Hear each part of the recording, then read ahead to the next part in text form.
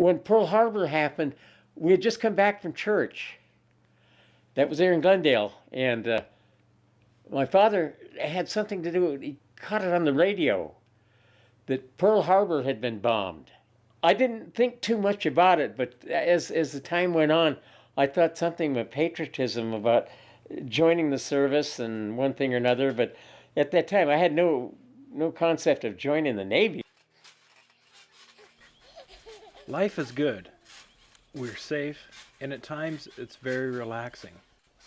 That's what's so great about this country. But there's a reason all of what I just said is true. Some take it for granted, others could care less. Me? I thank 'em every chance I get. This sea of white headstones can be found in most major cities in America. I look out at a view like this and can't help but think of all those men who fought through hell. Some died on foreign soil, some came home. But every one of these headstones has a story to tell, with no one to tell it. All of these stories will go unheard for the rest of time. It's quiet here, but these headstones scream a million words for those who will listen.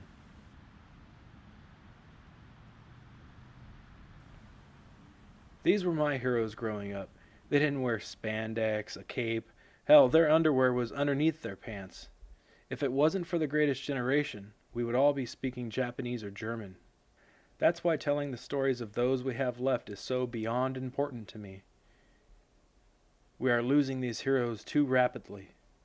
So my mission is to sit down with as many as I can, to let these unsung heroes have their chance to be heard, before it's too late.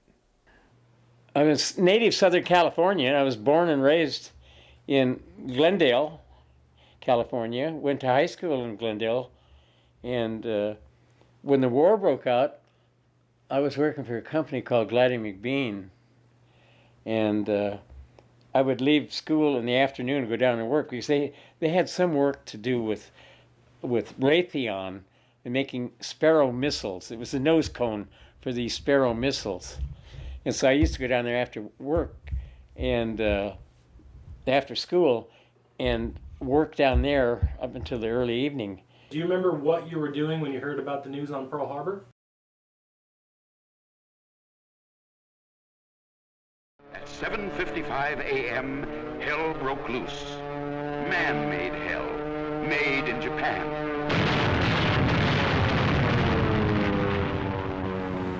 Yesterday, December 7th, 1941, a date which will live in infamy.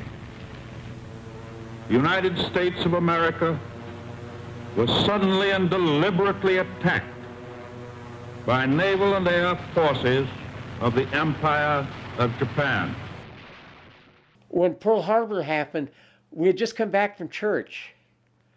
That was there in Glendale, and my father had something to do. He caught it on the radio that Pearl Harbor had been bombed. How did that make you feel when you heard about that your country had been attacked like that? At the time, I didn't think too much about it, but as the time went on, I thought something with patriotism about joining the service and one thing or another. But my boss at the time was a fella, his name was Joe Labrodi, and he was a Navy veteran. And he'd been discharged because he was injured. He had fallen down the hatch of a submarine. And he was wounded, not wounded, but he was injured enough that he was discharged. Yeah, that's not good. So he was always talking about the highlights of joining the Navy. Well, my close friend, Johnny Rulon, who I'd grown up with, we both were working doing there at the same company. And John Rulon and myself, we both talked about this, and we both decided, let's go into the service. So I got my grandmother to sign for me. Yeah, when I was 17. Okay. And so my grandmother signed me up. My dad didn't. My dad, for some reason, he never did get too involved with my being in the service or anything. I think the only time he really got worried was during the course of the war. the Navy Department, I guess, of the government, sent a telegram telling him I'd been wounded. And they didn't know anything else other than that. And at the time I was in combat, we had a chance to write V-mails, I think it was called. Not emails, they were V-mails. Yeah. And these were sent back. And I think I sent that back telling him that I had been wounded, but it wasn't serious. I wasn't going to lose my life or anything. Yeah. So he wasn't too concerned then, I guess. Okay. Did he serve in the First War? Did he? Yeah. My father, he was in the a reserve in California, in the Army Reserve, I guess it was, but he never went overseas or anything. He never spoke about the service or anything else, you know. He Okay. had no reason to. Yeah. So you're signed up for the Navy. What was it like saying goodbye to your parents to go get shipped off to boot camp? Well, they didn't. My dad didn't go with me. Nobody went down with me. I went with John Rulon, and his father drove us down there to over to Burbank to go through the swearing in ceremonies and the rest of that, and that was it. But my father, because I don't know, he was doing some work with German prisoners of war out in Santa Anita at the racetrack, because he worked for the Paramount growers, or the people who grew oranges and lemons and stuff, and he managed a camp out there where the Germans were. They brought some German prisoners, some Italian prisoners. So he didn't get involved with me at being in the service or anything. I mean, Okay. and at that time he had been divorced from his wife, my mother, and he just wasn't around when I was around at all. So there wasn't any real closeness there. Yeah. Okay. So when you step off of the bus up in Oregon, was it for your basic? Well, it was in Idaho, Coeur d'Alene, Idaho. Okay. So when you step off of the bus in Idaho, Yeah, that's what we was went going through? And I ended up going to, I can remember the Navy Petty Officer, Chief Petty Officer, Cole, C-O-L-E. Cole was his name. He's the one that took us through boot camp. What was going through your mind when you got off of the bus? You're like, was it, I didn't this is know. I real? didn't What know have I too done? At least John Rulon and myself, we got along too well together, you know. We had the same likings in one thing or another, so there wasn't any problems there. And the rigors of boot camp didn't bother me. I enjoyed that because when I was in high school, I was on one of the basketball teams, and I had worked out and I was in good shape and one thing or another, so Okay. it all worked out. So Okay. So how did you go about becoming a corpsman? Was that just Well, given to you, or is that something you wanted to follow? I think what happened there was that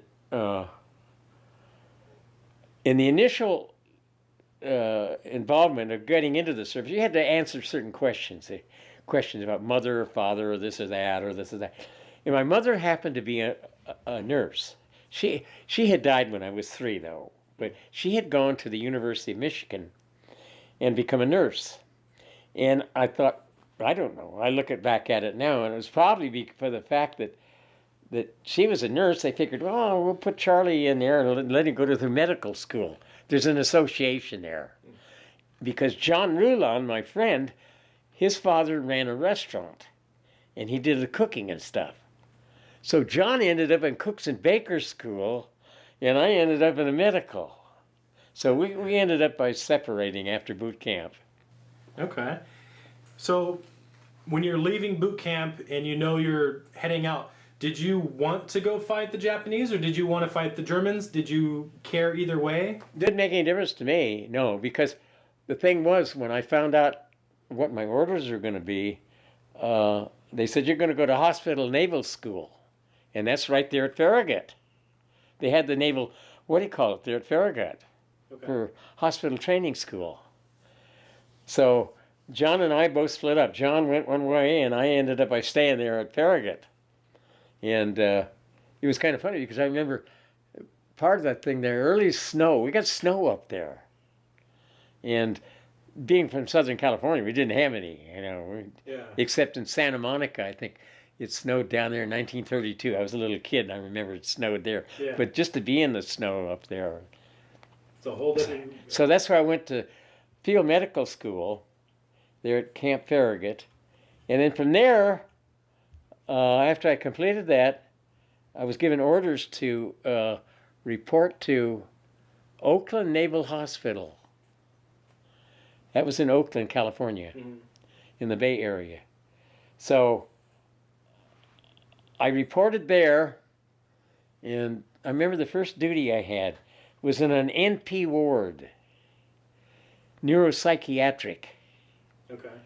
And I thought, oh, good Lord, what am I on to here? I didn't realize what I was going to get into here on this medical end of it. So I had to take care of a bunch of guys that had come back from the canal, Guadalcanal. Okay. And they were kind of fruity, you know, they didn't know what was going on. They were all mixed up one way or the other, but they had it down real well. They would get overnight liberty, every night liberty, and they would go down to the docks, and they would work at the docks, and they get paid for this.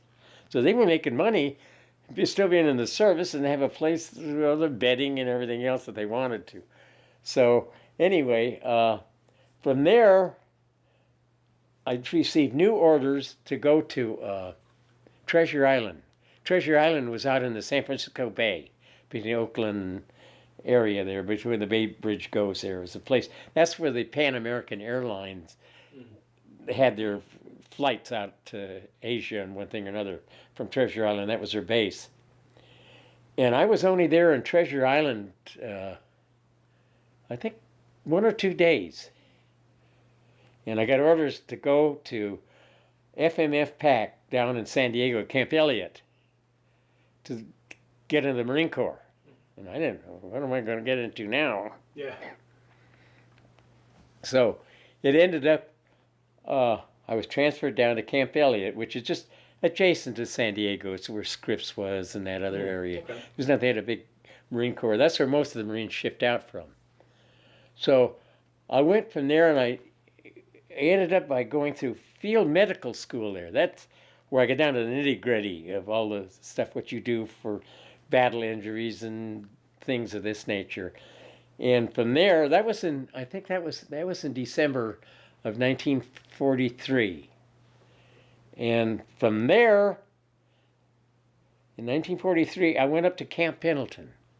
That's when I was assigned to Company A, 1st Battalion, 26th Marines, 5th Marine Division, which I stayed with all the time during the case of the war. So then I was moved from, like I say, from Camp Elliott up to Camp Pendleton. Okay. And that's where I did my training.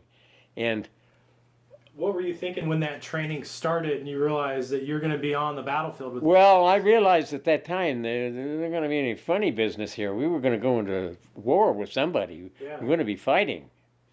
And at that time, a neighbor of mine, Bob Bates, who lived right around the corner from me there in Glendale, he had joined the Marine Corps, and he was shipping out to go to the Marshall Islands.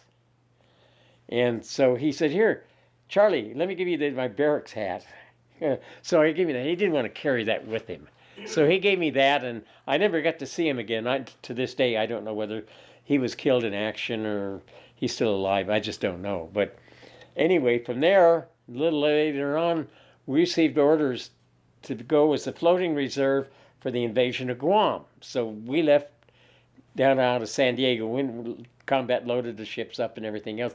And then they took us off of that duty and said, hey, you're going to Camp Tarawa in the Hawaiian Islands. That's where you're going to go training. So that's where we went, and we established, we were one of the first troops to go into Camp Tarawa. And Camp Tarawa was originally established by the 2nd Marine Division. They'd had a lot of bad casualties at Tarawa, and they'd come back to that area, and they'd caused some problems with some of the local people in Hawaii there. They kind of mixed up on what was going on, and they took it out on some of the native people there because a lot of them, you know, were Japanese looking. Look Japanese, yeah. So anyway, that's where my training started, and we at that time had no knowledge whatsoever where we were going. Yeah. I mean, they didn't just do that, but apparently Tokyo Rose, who broadcast. She seemed to get information. I don't know. She must have had spies in the country here to find out information, what was going on. And somehow she pointed out something about a pork chop. Well, a pork chop was about the shape of what Iwo Jima was. And she mentioned this thing in there. So I don't know. I mean, that's what was going on. So anyway, we finally ended up by later on determined we were going to go to fight in Japan.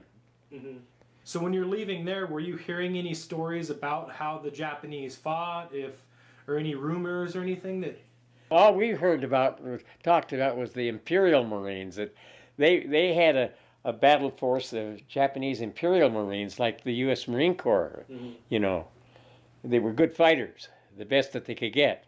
Okay. But I don't think we ran into any Marines, Japanese Imperial Marines on Iwo Jima. They were Army personnel, and then they had Koreans that were drafted in there that they used and everything else. So. Yeah.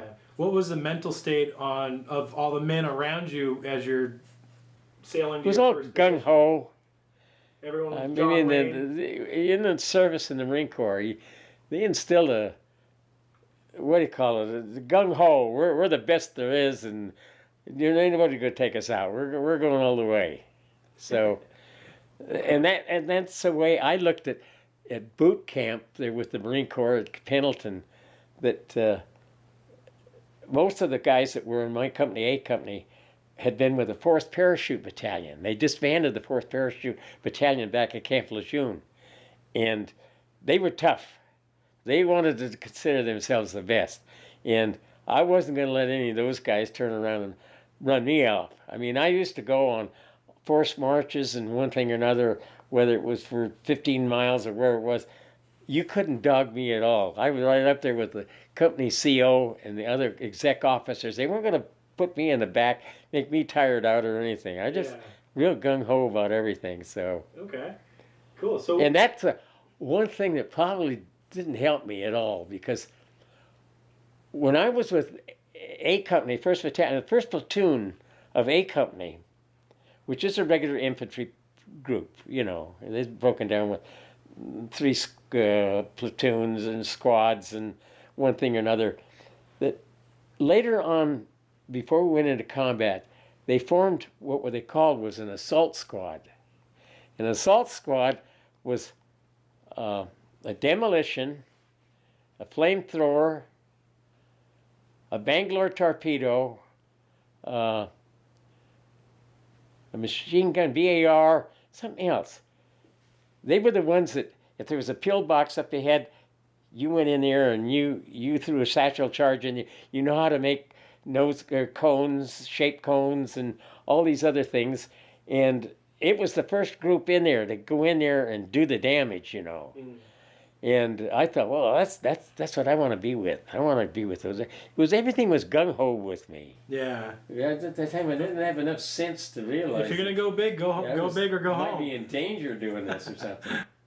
So, my participation was basically with the guys in the assault squad, more so than the regular guys of the M1s and the machine guns and the rest of what do you call it. I was always had to take care of them, but my allegiance seemed to be with that assault squad. Okay.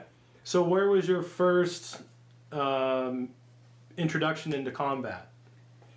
First, well, we didn't get into combat in Guam. We were supposed to. We were the floating reserve for the invasion of Guam. We didn't go into combat there, but was on Iwo Jima. Ahead now stood Iwo Jima, the most heavily fortified island in the world. Buried deep underground lay 20 years of Jap preparation for murder. 20,000 of their toughest fighting men waited for us to make the first move. And it was predetermined, you know, it was all worked out what was going to happen there. From what we had gathered, the Navy had been bombing, or the Air Force had been bombing for 90 straight days. They realized they had to take that island out, because they had to take Iwo Jima from the standpoint that it was only about 700 and some miles from Tokyo, from Japan, the headquarters of Japan. And the problem was that most of the B-29s and the Liberators that flew from the Marianas Islands, which was Guam and Saipan and Tinian and those areas, that was a 1,600-mile flight. That's like flying from here to Boston, I guess. And those B-29s, I mean, you didn't have any choice. If you were shot up or anything, either you dumped in the ocean, or if you could get to China, I guess you would. So that was the realization. They had to take Iwo. Yeah. And so that was the case in point there, that they did finally end up with it. But the thing was, preparatory to that, like I pointed out, was that they bombed it for 90 straight days, and it didn't do any good at all. Yeah, they were so impregnable, Yeah. that island. It was only, what, 2.5 by 5 miles or something, about 7 square miles or something. It wasn't a big place or anything, all Yeah. volcanic rock and stuff like that. Okay, so your ship pulls up to the island, and you're getting ready to get on to the Higgins boats. Or... Yeah, we made a prior landing before we left. We made a landing on Maui in preparation for this. And then when we got to Saipan, we loaded all of our flamethrowers and everything else ready for the invasion. And so we pulled into not into Pearl, but they're outside of Iwo Jima. And I guess it was about a day and a half or something before. Because I remember the night before the invasion, I didn't feel like sleeping. I mean, I was kind of restless about it. And I stayed part top side on the ship there. It was an APA, attack transport unit. And some of the troops there, we just kind of, not to know what we were going to go. We might be killed, or we didn't know what was going to happen. Yeah, so your nerves were just all over the place. So, I don't know, about 3 or 4 o'clock in the morning, chow. They gave us the breakfast. Before any Marines went into combat, you always had steak and eggs. Not a good sign. You always had that. That was the good, what do you call it? A good final meal. A little after that, it seemed like the biggest 4th of July in my life. I just couldn't imagine what was going on. Yeah. So much shelling and stuff going on. It was just beyond belief. And we realized at that time that was it. So as the dawn finally came up and it got to the point they were doing so much shelling, they had probably the largest armada of ships, as many as they'd had at Normandy for the invasion in Europe. They were all of the 7th Fleet was there, and there were 4 or 5 battleships that were there. They're just continually shelling this island. And it was impregnable because these people, from what we gathered later on, they had dug down 25, 30 feet into the ground, had caves all over there. They claimed they had 16 miles of tunnels and stuff in there, had their hospital down under the ground. So it was 6:30, 7 o'clock in the morning. You couldn't even see the island then. There was so much bombing going out and shelling and everything else. So then the next thing we knew that I think we found out we were supposed to go in. We weren't going to go in at H hour. H hour was 9 o'clock in the morning after they did all this shelling and everything else. But it gave us, I think it was H+3 or something around there, a little after mid-morning. And that played right into what the general, his name was Kurabayashi, he had planned it this way. He knew American skills and American military might and what we would do and how we did it. And so he was going to let all these other troops get onto the island, all these initial troops get onto the island, and then he was going to hit us with everything he had, and which he did. Yeah. So about the time we went in, it seemed like all hell broke loose. I was just terrified what was going on. We embarked off an APA into what we called Higgins boats. Yeah. So walk me through. You're standing on the deck of the ship, and you're getting ready to get into that Higgins boat. What's going on in your head? I realized that hey, we're going into it right now. As we came down the cargo nets off of the ship into the LCVPs, those Higgins boats, and then we started going around and around, before we hit the line of departure to go in. And some of the guys are getting sick there because they get seasick, the fumes from the diesel engines and one thing or another, and it wasn't a pleasant situation. So And- when the Higgins boat stops circling and it's starting to head towards the island, what was the feeling on the boat? That was the feeling. Hey, no turning back now. You're on your way. You're going to go in there. So when we finally hit the beach, a thump like this.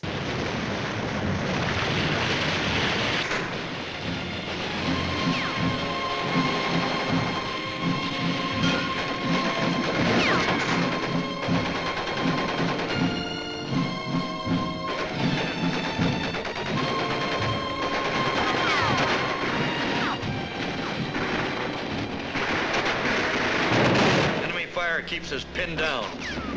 We want to pull the beach over our heads like a blanket. And that ramp came down, and we went barreling out of there into the black volcanic sand. I mean, that stuff was just, I don't know what it was. You couldn't dig in it. You couldn't do anything. You come in and walk back in as fast as you got into it. It would come back on top of you again. And I remember getting into there's so many shell craters along the beach there were from the, from the shelling that they had, that I had a little prayer book. I can remember that little prayer book. It was kind of ironic because I opened it up and I remember reading an act of resignation. I thought, oh my God, this is the end of it. I'm reading here. This is what you say before you die? That's what it was, an act of resignation. And I thought, I don't know. And I was concerned at that time about it. So anyway, to look from our foxhole, in the foxhole I was at, I could look right on the beach, and the beach was just getting so cluttered up with LCVPs and other things that kept coming in. And then the Japanese kept shelling it, and it got to the point nobody could move off of the beach. It was so crowded and everything. We finally pulled out and moved up a little bit, and we were supposed to move right across below Mount Suribachi. This is down at the one end of the island, at the narrowest part of the island. And you can picture Mount Suribachi, like I pointed out earlier, like a pork chop. And at the one end was a volcanic, an extinct volcano, which is called Mount Suribachi. Mm-hmm. Now I think it was about 400 or 500 feet high. And that commanded for the general, and they had another place on the north part of the island. They had every aspect of that island covered. So any shelling that they wanted, they could direct from these areas over there. Yeah. Well, we were to cut right across that little narrow spot over there and dig in that night in preparation to move up the one side of the island the next morning. You didn't get small arms fire. Okay, it was just shells. It was all mortar shells or artillery shells or the other one that was the spooky one. We don't know what the hell it was. They didn't tell us about that. It was like a huge old rocket, because you'd hear it go, and it would go when it left a wooden rack or something, and you didn't know where it was going. And you'd look up, and all of a sudden you'd see this thing. It was like an old car, a relic, flopping through the air, and where it would land, you don't know where it was going to go. So they didn't have this perfected. But you knew at it, if you moved up to the island, either the engineers had red tagged that thing. So, hey, be careful where it is. It wasn't as big as a car, but it seemed like it, we didn't know what the hell it was. Yeah. So those things and the mortar fire and all the artillery shell, the gunfire that the Japanese threw at us, it wasn't any small arms fire at all. So when you're on the beach and there's just shells going off all around you, going off. What do you remember that first time you heard Corpsman? And you had to go find that person through all that chaos? The first guy was a guy by the name of Bordelon. He was from down in Louisiana. What was his? I can't remember his first name. Bordelon. I saw Bordelon, and God, I thought, oh my God, he's not going to make it. He's not going to make it at all. Noba, that was his name. Noba Bordelon. He wasn't in my platoon. In the A Company first, he was in A Company, but he wasn't in our platoon. Okay. And so I tried to put some battle dressings on him and one thing or another, and hoped that they would get him, because it wasn't far from the beach that I ran into Bordelon there. And then they would get some people to bring him back to establish a battalion aid station where they could treat these guys. So right now, that first day on there, they didn't really have anything set up. Yeah. And it was kind of running. I never realized that Bordelon, he was wounded, but he didn't die. And I thought he had no chance to even live. Yeah. The wounds that were so serious on him and everything else. So we moved across that side and dug in that night. It got dark and we were digging in. And I didn't have anybody to dig in with me. I don't know. You know, there was kind of a, what do you call it? The guys respected me, the fact that I was a Navy corpsman, that I would help them, one thing or another. But I don't think any of them looked at Charlie and figured, he's going to save my life here. He hadn't gone through all this training with his M1 and this and that and all this other, what do you call it? He's a Navy corpsman. So that night I dug in by myself and I was just terrified. All in a little kind of a little foxhole, and you just try to get yourself down on the ground as much as you could. Yeah. And as the dawn came up early the next morning, I got terrified. And I thought, oh my God, there's some Japs out there. What it was part of a bayonet course that the Japanese had used on that little section in there. Oh, okay. And here I was thought the So dummies that they had were the Japanese, but they weren't though. So anyway, this is about the time that I started getting, you know, some of our troops were beginning to get wounded there. One of the things that I had that the guys really liked was some brandy. I think it was Léon, it was a French name.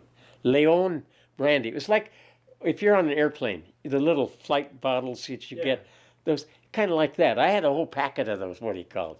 These guys wanted that stuff real bad. Yeah. So from there, then the next morning, we started to go up the I don't know, the east side. I guess it was the east side of the island, from right below Suribachi. The 28th Marines were there, and they had the duty of trying to get to the top of Mount Suribachi, and in between there was a little bit of the 27th, and we were the combat landing team, the 26th, and we were on, from where we went in, and I'll go back a little bit, we went in on Red Beach 1, which is right at the bottom of where Suribachi was, and right across from there. That's where we started in there. So the next morning, after we bedded down that night, we moved up the side of the island, and it started moving for good. I thought, oh, hey, this is great. And we got up to a certain point, and boy, all of a sudden we hit it. And it ended up, we had to pull back to a rear area. We must have had to pull back, maybe 100, 150 yards. That seemed like a lot of distance. It doesn't, you know, by saying 150 yards, you know, it isn't that far, but it is on a small island like that. So, around you too. And as we started to dig in there, I took the carbine that I had, because I could see some nips farther up there. And I started shooting because we could see them running. I don't know whether I hit them or not. I had no way of knowing. Yeah. Shooting at them. And so it ended up that we started getting, on that side where we were at, we started getting some shelling. And what it was the Japanese mortars were coming in. And when they'd hit the sand there was a yellow smoke that came out of, and some yahoo turned around and said, hey, picric acid. And I remember going through the class with, you know, with different types of gases you had to know about. I thought, oh, hell, I threw that damn gas mask away. That was the first thing I had. I had 50-some pounds of gear, medical gear, and the gas mask, what the hell am I going to do with that? So I threw it away. I dumped it. And all I could think about was, I remember back there in that big shell crater, there was a Japanese down in the bottom. I remember seeing the canister and on his gas mask. So I got up and ran back and pulled the thing off of him. And I got back there, and the damn thing didn't have the canister on the bottom. Oh, man. Didn't do me any good. But we finally found out that it was just something in their mortar shells, the picric acid, I guess, or something. So it wasn't they were shooting as gas or something. And then about a little bit later, we called for naval gunfire. They had a Navy, what was it? JASCO, I think it was JASCO unit, Joint Assault something or other. And they directed gunfire along with maybe a lieutenant or somebody else that got on the front lines and could direct artillery fire and one thing or another. And this would direct the Navy gunfire from the battleships that were off of there. And they had some charges where I think they were time fuses or something. I don't remember what it was. It was something that as the shells came in, they could be like 10 feet off the ground and it would explode down this way, like this. And they got into our lines. And a lot of, what he calls, that's the other thing I will mention. I go back and I look back at what happened on the beach with some of the planes that came in that tried to strafe the beach and tried to help clean us up. And the naval gunfire, we had an awful lot of our own casualties as a result of friendly fire. You know, I didn't know what friendly fire was until I got out of the service, you know, and heard that term. Yeah. But our own troops were shelled by our own people. I mean, it wasn't something that happens, I guess. There's not much you can do about that. Yeah. So this is one of the things, and all I could do was just put that medical gear that I had in my backpack over my back and just bury my head down in any kind of a shell crater you could find in hope that you didn't get hit or anything, you know. You didn't know what was going to happen. So that was apparently enough to relieve the situation as far as getting any continued fire from the Japanese. So we pulled back a little bit further, and then we bedded down that night. I didn't realize until later on what had happened there, that the Japanese, and how many people were involved. The first night, there were few Japanese, but this was Kurabashi, the general. He wasn't going to have his troops out there trying to invade at night. They weren't going to go on banzai charges like they did in some of the other islands. The Japanese would do that on banzai. And so that night, we didn't encounter any of them. I didn't encounter any that night, but there were, I don't know, maybe half a dozen of them or something, tried to infiltrate. I guess it maybe the third night was the night that we were almost overrun, and it got down to hand-to-hand combat. And when I say hand-to-hand combat, I'm fortunate enough that I didn't get into hand-to-hand combat.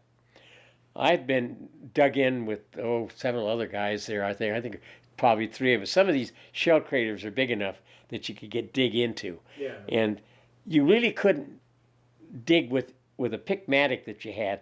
You couldn't really dig your foxhole. I mean, part of the problem was that even in some of these shell craters, because it was volcanic, and you could dig down, and the smell was terrible. Sulfur smell would come out of the ground. And it had rained that night, and these Japanese come in there, and we got into, like I say, hand-to-hand combat, but they determined that it was close to a battalion. Well, you know how big a battalion would be.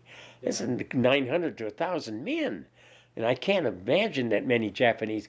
But anyway, that's what the journal that I have pointed out. Whoever wrote it up that way, and that's what it is. So they had called for all sorts of reinforcements, and they did everything they could to get back up to prevent this, and we prevailed. The Japanese didn't break the lines or anything. So this is one of the things, like I say, that the Japanese general, he was smart in American tactics, and he wasn't going to fall into the troops that some of the other Japanese generals had fallen into. So that, and then we moved up the next day again, trying to go forward, and got up to another place, and in place we couldn't move any further. And so we were having problems that night, and I think it must have been, D+4? Yeah, D+4. We hadn't had any hot chow.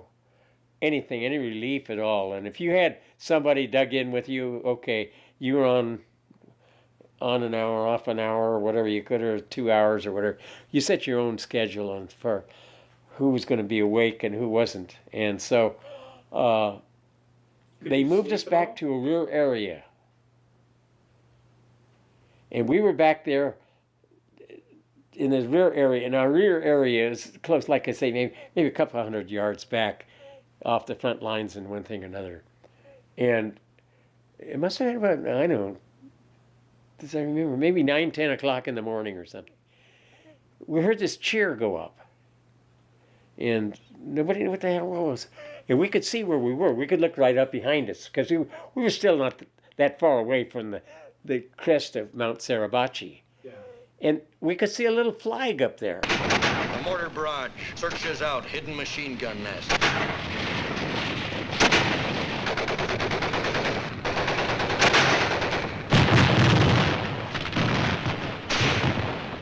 Keep a sharp lookout for snipers.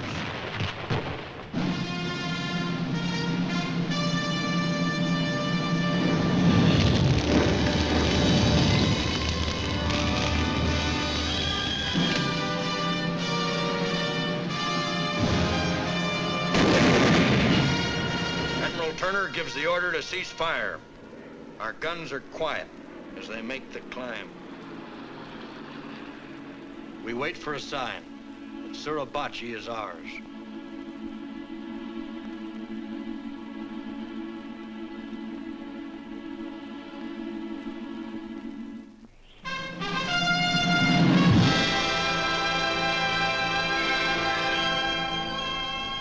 Suribachi is ours. A toehold on the southern tip of the island. But ahead, the main strength of the Jap garrison was entrenched in steel and concrete. The show was just beginning. So this was the first flag raising that had gone up on Mount Suribachi. That there was a huge cheer that went up. Oh, I guess we must have all thought, hey, this is the end of it.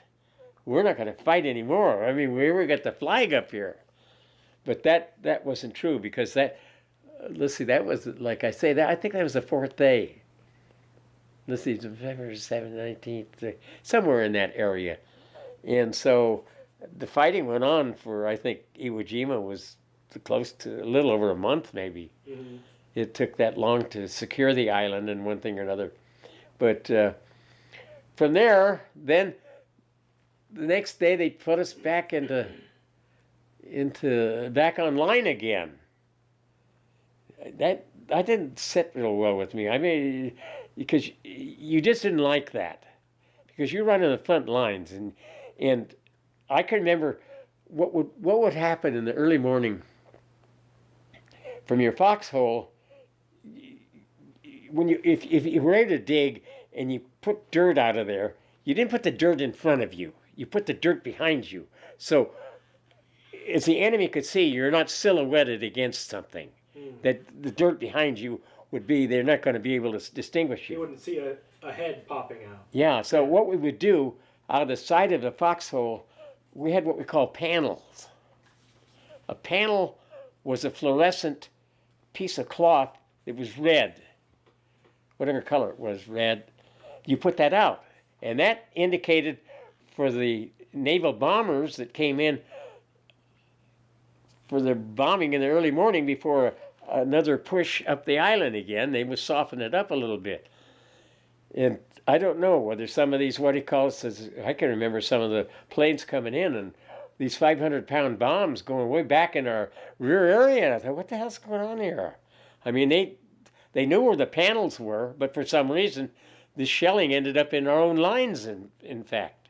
So, I mean, I'm not trying to make the point out that many American troops or Marines were killed on Iwo Jima through friendly fire, but there were an awful lot of them that were killed by our own fire because of the close proximity where we were and the different hazards that went on. So that seemed to be one of the problems we would concern ourselves with, that you put the panels out in the morning to indicate where the front line was. I mean, they could see whether it was the 28th Marines or the 26th or 27th Marines, whoever were on front line, would put these panels on, and you could see from the air where they were at. So that didn't help things out. So that was about it. So a little bit later on there, I don't remember what day it was that I got wounded. It was after that period of time. Everything seems to run together here. I don't remember too much about the exact day that I was wounded. I'd been wounded, and to get evacuated, I remember that one guy, Rufus Egbert. I took care of him. I had been wounded, and I'd put a battle dressing on myself here because I'd been shot through the leg. And I was able to cripple along and one thing or another. And I had a couple other guys, and Egbert was there, and he was a great big kid from Utah. Rufus Egbert. And what had happened the night before, to get back into a foxhole, he jumped over the thing into the foxhole head first, and what do you call it? I guess an early morning or something. I don't know. And one of the guys with his thing had his bayonet on the end, and it was M1. And they're there, and he caught his foot on this thing, right in here, and ripped it. And the blood was squirting up about so far on the darn thing. So it ended up, I put a battle dressing on. I don't know what happened to him, but somehow he got back to a battalion aid station. I guess they'd set that up or something, because I know they loaded me on a duck. That's an amphibious. It's got wheels on it. It looks like a boat, but it's got wheels on it. Yeah. And I think those were African American troops ran that group of people, that amphibious outfit with those ducks, and they took me out to the. I'm trying to think of the name of the ship. It wasn't a hospital ship. It was converted into a hospital ship.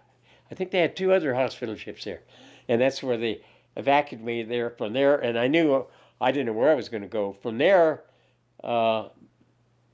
they evacuated me back to Base 18 Hospital in Guam. Okay. So before we get too far back away from the island, what was it like being in the foxhole with just your 45? I didn't feel scared with that 45. Like I say, I dumped the carbine. I dumped it way back. And I had the 45. And the only thing I had, only pistol, we had was something, you couldn't hit a damn telephone post from 10 feet with those things, with a 45, wasn't it? But at least in a foxhole, it was good. I mean, if anybody, a nip came over the edge of that foxhole and wanted to get in there, that was it. So I felt protected. And in fact, the night to go back to that battalion of Japanese nips that were in there was all sorts of commotion that night. They were screaming and yelling and all sorts of stuff. And I was throwing grenades out of there about as fast as I could. Because I'd had grenades, one of the other guys that was in there, and I was pulling the spoon off at letting flip it and throw that son of a gun out there.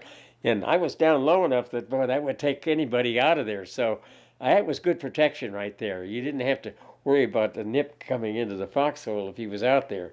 They'd get him. So do you remember what you were doing what the situation was when you were wounded? Yeah. I'm trying to hear who it was. It was either Davis or somebody told me that Corporal Angelus was out there. He'd gone out. They'd sent him out a little bit ahead of the front line there to get some info or something, find out something. And he was out there. And so this Charlie, go get him. So I went out there, and I saw Angelus laying on the ground there. And so I laid down right beside him, and I could tell he wasn't doing any moving or anything. And I lifted up his helmet and turned him over to the side there, and could see that he'd been, he was dead. I mean, there wasn't any, you didn't see a lot of blood around him or anything else, but you knew that. And so I realized that, and there was nothing I could do about Angelus at that time. So I got up to come back, and about that time to come back to the foxhole, there were Lieutenant Davis was, or I guess it was Davis, yeah, that all of a sudden I felt something burn my leg. I didn't know what the devil it was. And what it was, a Japanese sniper had shot me through the leg. And so I started cussing. I started cussing at the Japanese just because I felt relieved in a certain sense that, hey, maybe I'm going to get out of here. And so it ended up that I finally ended up getting off the island. But one of the other things, I'll go back from this, made me think of the time on, I think it was on the second day, Kelleher, J.J. Green, myself, Billy Gorman, we're all in one foxhole. It was a big shell crater. And Barzalowski, Vito...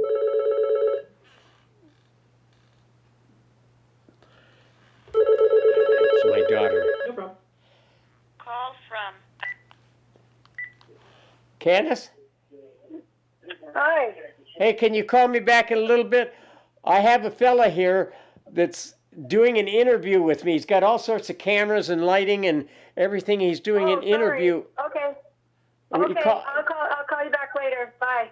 Okay, I love you. Yeah, so Barzalowski was the platoon leader for the 1st Platoon in A Company. And he was a University of Idaho graduate, and he was a fleet boxing champion, a big fella, Lithuanian fella. Barzalowski, nice guy, real nice guy. Well, Barzalowski was right in front of this shell crater where Kelleher and J.J. Green and Billy Gorman and myself, we were all in the what do you call, hole there. And he came over to direct something about what he wanted us to do there. And about that time, he let out a yell there because he was kneeling down right in front of us, and we were talking to him. And the Japanese had shot him right through from the back and out to the front, and all of his guts were starting to come out of there. And I thought, God, I got to get a hold of him here. So we grabbed a hold of a couple of us and pulled him in here, and I got a big battle dressing on him and put one of those wet dressings on there to keep his intestines, the other stuff, so it wouldn't dry out or anything. But put that battle dressing on him, and I said to the other guys, hey, we got to get him out of this hole here to get him back. So we pulled him on a poncho. You know what a poncho is? Mm-hmm. Okay. And we got him from this shell crater into another one and then back to a rear area. They got him evacuated because later on I found out that Barzalowski had found out aboard the hospital ship, apparently, that he was going to become sterile and he would never be able to have any children or anything. Oh. And as a result of that, I don't know, for some reason, whether he was on the operating table, he just pulled all this stuff out, and then that was the end of it. He died right there on the operating table, apparently. So I remember that aspect of Vito Barzalowski, but that gets back to my being wounded. So anyway, that was about it. I was, like I say, I went from the amphibious duck to that hospital ship, converted hospital ship, to Guam. So what was it? What was the feeling in your head? I'm getting off this island. Yeah, I was elated, that must have been completely awesome. elated. You don't realize that, you know how close you are to death, and to be completely relieved. I'm through. I'm off of here, away from here. Just a huge weight off your Oh, shoulders. it was just unbelievable. So I went back and I was there on Guam, and it was kind of funny. I don't know how it got into my mind.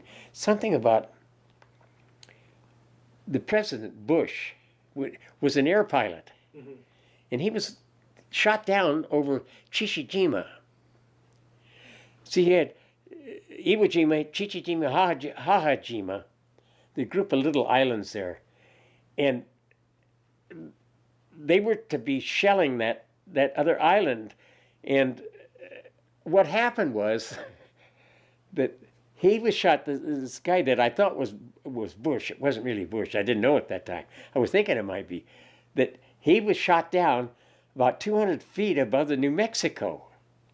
They shot him down. Their own troops shot the plane down. Well, he was rescued out of the water and one thing or another, but he was wounded as a result of this thing. Yeah. But I ended up, the story never did go to to where it was. It wasn't the Bush that became president or anything else.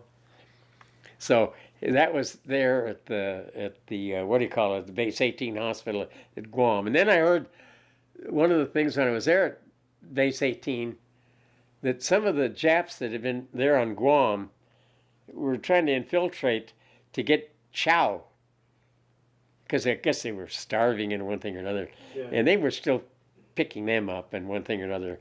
So from there, I think they put me on the, no, where was that? Somehow I remember the HMS Reaper, which was a British aircraft carrier. It was coming from New Zealand or Australia, and they picked up some of the troops on there, and they took us back to Pearl Harbor. I was supposed to go back to Aiea Heights, which is the naval hospital there, at what do you call it, at Aiea Heights in Pearl Harbor.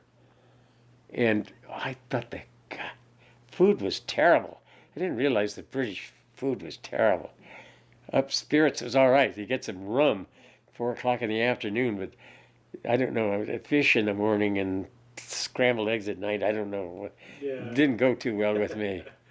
So I remember being on the HMS Reaper, on that British aircraft carrier, going back to Guam, or back to Pearl Harbor. So that was about the extent of what happened there at the time. I mean, like I say, I haven't gone over all the things to refresh my mind about it. Sometimes I guess maybe the best thing to do is put it out of your mind so you don't even have to think about it. What was it like when you stepped foot on American soil? I'd gone back to Camp Tarawa again. They were reforming the division, and we were going to plan on invading the main island of Honshu, Japan. The 5th Marine Division, which was going to be the 5th Amphibious Corps, which included the 3rd, 4th, and 5th Marines again, and part of the Army. We were going to invade the homeland of Japan. We were going to go into the southern island of Kyushu. The 3 islands. There was Honshu, which is the northern island, and Honshu, Kyushu, and that was the other. Hokkaido was the northern island. Honshu was the main island, and the other one is the southern island. That's where the atomic bomb was dropped at Nagasaki. So we were training, and we left to go for an invasion of Japan, and they dropped the atomic bomb. Well, at the time, the Japanese did go ahead and surrender. So one of the activities, they took the 2nd Battalion of the 26th Marines and took them down to Nagasaki to retrieve a vial that had been dropped with the atomic bomb to measure radiation and one thing. But the Japanese had already gotten this thing. They knew what was going on. But they hadn't surrendered yet. They hadn't completely surrendered or anything. So anyway, we landed at the 3rd largest naval base in the Japanese Empire, Sasebo. In Sasebo, there was an airplane landing ramp that these seaplanes and all the other stuff. And after we went right into town. We were right in the middle of everywhere, and there was nothing. It was most of it was kind of bombed out there in Japan, and so A Company, we moved right down in the middle of it. And I remember Davis saying, "Let's set up a CP over here, and we'll do this and do that." And so some of the other parts of the platoon were set in there. We had replacements at that time, some of the replacements, because our casualty rate from Iwo Jima had gotten probably about 85, 86% had been wounded or killed in action. Mm-hmm. So we had to get a lot of replacements. And so to get these guys to know what they were doing, and it started to rain that night, and it was kind of funny. The Japanese ladies, it was like they took a business district and pulled all this stuff out of the middle there and bombed it out. Then you had buildings on either side here. Well, we were right in the middle of the Japanese geisha district there. And the women would come to the windows up at the, what do you call it, Bear Drift, and bathe themselves right in front of all of us. I mean, in fact, that first day, they turned around and brought tea back over to Lieutenant Davis, and Billy Gorman and myself and George Kelleher, and brought tea over there for us. You know, they were very receptive in the sense that, hey, we're not afraid of you people. And most of the people on Kyushu had never seen Americans. The main island of Oahu, not Oahu, but Honshu, had seen people. Americans had come there. But the southern island, no. And the northern island, I don't think all they ever saw were maybe Chinese or Russians or somebody. So anyway, remember that kid from Sacramento, Jack Church? Nice looking young kid with little curly blonde hair. Put him on district down there. And so Davis said, hey, Charlie, you and Billy Gorman, come on with me. We're going to make the rounds and see how the troops are doing there. So we started down through the street there. And what do you call it? He was plagued by two Japanese girls. They wanted to touch him, touch his hair. They couldn't get over him. And so we had to pull him off of the job there, out of that guard duty and that, what do you call it? But there was no, what do you call it? We were told there was no fraternization. We were not to have anything to do with these people. We were to be polite, and that was about the extent of it. You weren't supposed to have any dealings with them. But the congeniality of those people, in fact, I probably, if anybody said anything, Charlie, would you ever like go back to Japan? I'd probably say, yeah, I'd like to go back to, because they were friendly in that sense of the word. Yeah. They weren't the hardcore people that the Americans were going to, you know, tear them apart and eat them alive or all that kind of stuff. Yeah. So we stayed there. I was there for about a month on occupation duty. We went through one big typhoon, and from there I was sent down to Peleliu. Peleliu was one of the other earlier invasions that the 1st Marine Division had gone into, and they had to bypass a lot of the Japanese that were on the island of Babelthorpe, I think it was, and one of the other islands down there. So we moved into, what do you call it, to Peleliu, and they put me in charge of a water treatment thing there, to get fresh water there. And I had to run it. One of the other Navy corpsmen and myself were stationed at that little place there, running the machinery and getting the stuff for the water and one thing or another. And about that time, they had a point system. So much time in the service, so much overtime overseas, any battle awards or this or that. I think there were 4 or 5 different things. If you met this criteria of so many points, you'd be eligible to come home. Charlie, I don't want to go home. I want to go home. So I had enough points at that time.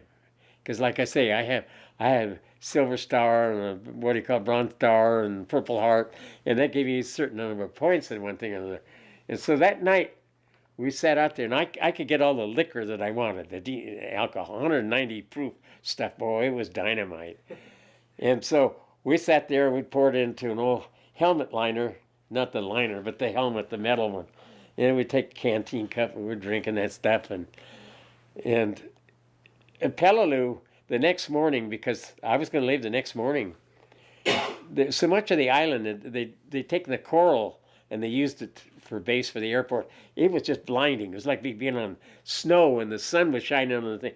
You couldn't even stand to look at it. It hurt so much. Plus, the night before, we were just drunk or, you know, what do you call it? So we came, and I was left on, and that's where it was. That's where I went onto the Navy ship. I don't remember what the Navy was. They brought a bunch of doggies. Doggies are Army on the ship. There were 12 of the Marines that were on the ship to go back to the States. We had enough to get discharged. So that was just a comedy all the way back. These Army guys were running the crap games up on the upper decks, and they were rolling dice all the time. There were poker games going. They were making money fast and diffs. One guy would run the show, and he'd take so much out of there. But it was a friendly group there.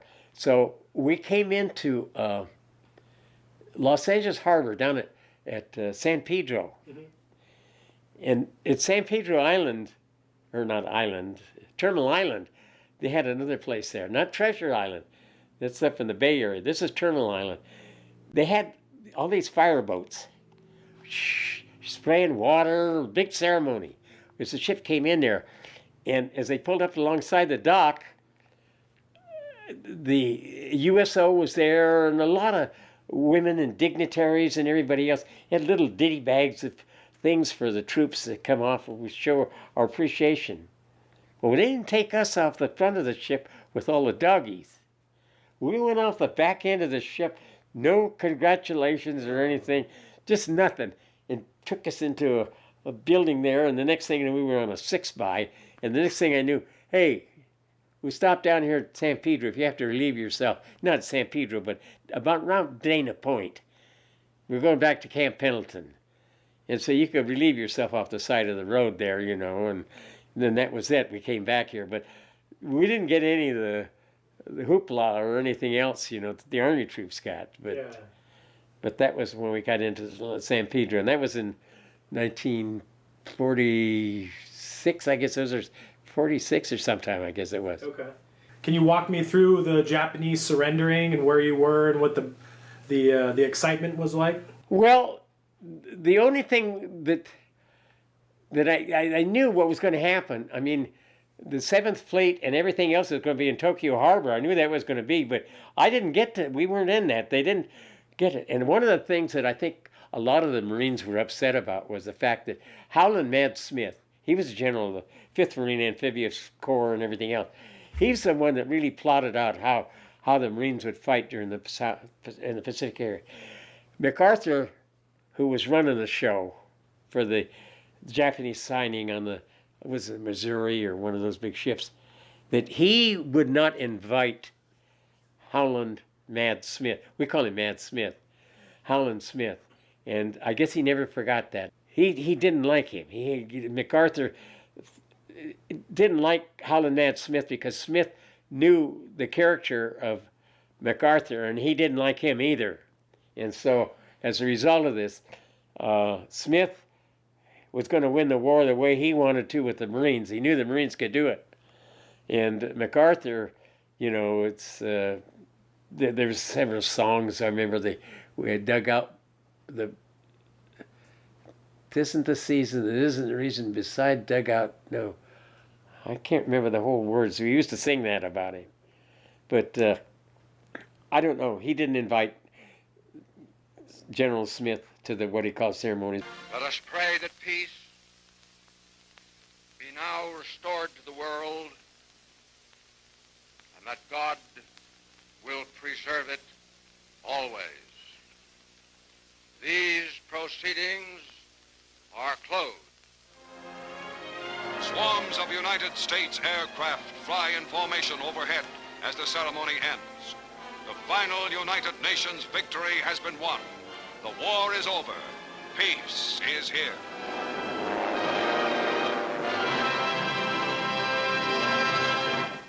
The Japanese did sign the thing, and I'm glad they did because it brought an end to the war. And like I say earlier that I mentioned that in a way I kind of like to go back over to Japan. Not that I wouldn't probably remember anything that was like on Kyushu at that time in the place of Sasebo. Because like I say, there was no fraternization. We couldn't talk with the people, so to speak, but they were so friendly, really. I don't think they had they went through the rigors of a war, of what they went out with, and probably food shortages and a lot of other things that they suffered with, but there didn't seem to be the hatred or the animosity against the troops that were there. So. Okay. Anything else you can think of?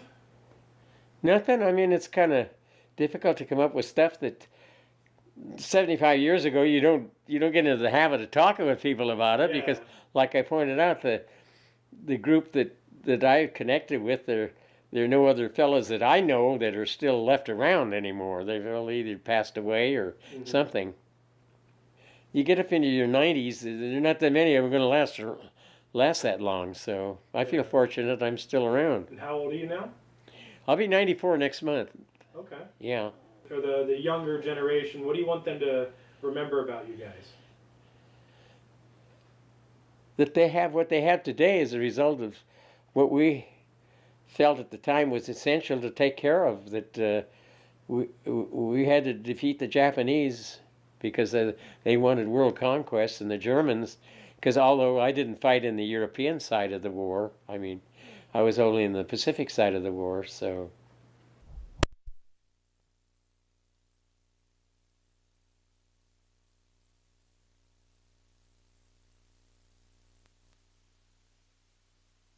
Into combat or anything, but he was stationed on Okinawa.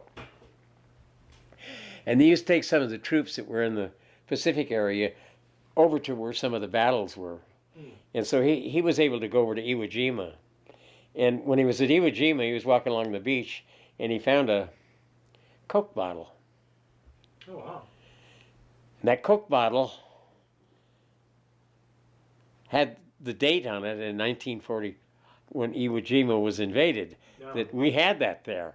And so he knew that I'd been with the 5th Marine Division, I'd been on Iwo Jima. So he gave me the Coke bottle, and it's got the Coke, I don't know, it's not worth anything or anything, but the only two things that I have, like I say, that one Japanese flag that I took. I'm glad you reminded me of that. I want to get that on camera real quick. After that, I'll let you get back to your day, but I definitely want to get that flag on camera if I can.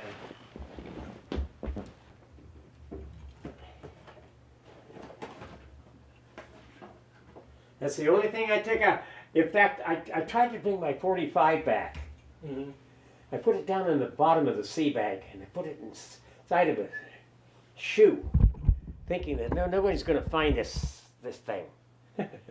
Here, Well, it went back to Salt Lake, I guess, is where they straighten everything around. And I don't know, what do you want me to do with it? Just kind of walk me through when you found it, and just... This Japanese flag was taken off of one of the troops in a cave that had gone into. We had been pulled back off the front lines, and knowing Charlie, I wasn't satisfied not poking around and see what was going on. So we went with Yanko Katula and J.O. Wicker and a couple other guys. We started poking around, and so we went into a cave, and this is what I found on one of the Japanese that had been dead. And I thought I'd bring that back. And along with that, the other thing that I brought back was a sighting instrument that was used on a piece of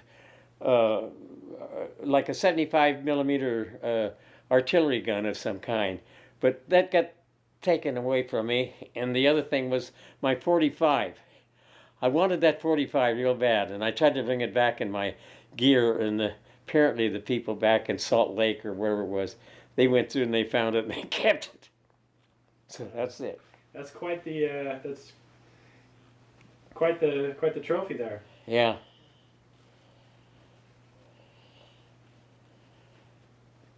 Yeah, I had a lot of gear to carry, I'll say that. 50-some pounds of medical gear and one thing or another. And like I say, one of the first things I threw away was that damn, what do you call it? Gas mask.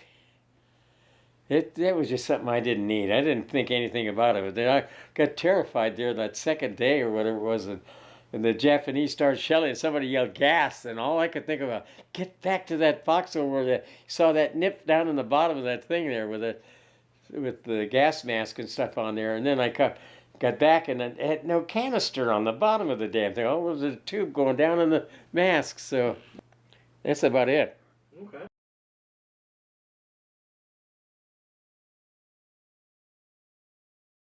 Hello everyone, my name is Wyatt Roose, and I just wanted to tell you a little bit about what Patreon is and how you can help support my project. Patreon is a monthly private subscription where content is made just for you.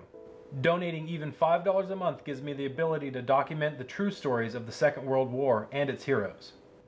You get access to first-hand experiences of the war and what it was really like to be there. When you support this project, you're supporting unsung heroes directly to continue my mission. With your support, I'm able to spend more time on meaningful work that will have a positive impact. Join me on Patreon, and let's not let our heroes be forgotten. So come on this journey with me and experience the true stories of the Second World War and its heroes. Thank you very much for watching this video. I have to go get ready and do an interview with a Pearl Harbor survivor. And you know what? Why don't you come with me?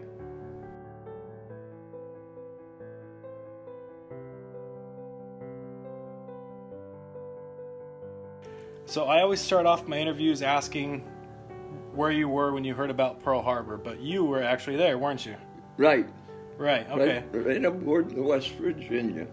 So how did you not only survive Pearl Harbor and World War II, and then also you're what, 96? 97. 97. So how did you make it that long? My faith and trust in the Lord Jesus Christ. Wow. The power of the Holy Spirit is what guided me in everything I did and said. Wow. Thank you for taking your time out with me today. I appreciate it. You bet, Wyatt.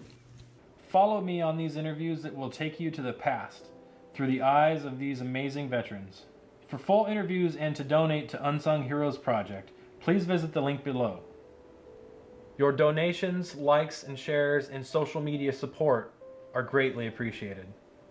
God, we don't know what our fate might be. We only ask that if die we must, we'll die as men would die, without complaining or pleading, safe in the feelings that we have done our best for what we know is right. Dear God, watch over us, our families, watch over us in the fire ahead, and with us now as we pray to you. Move out.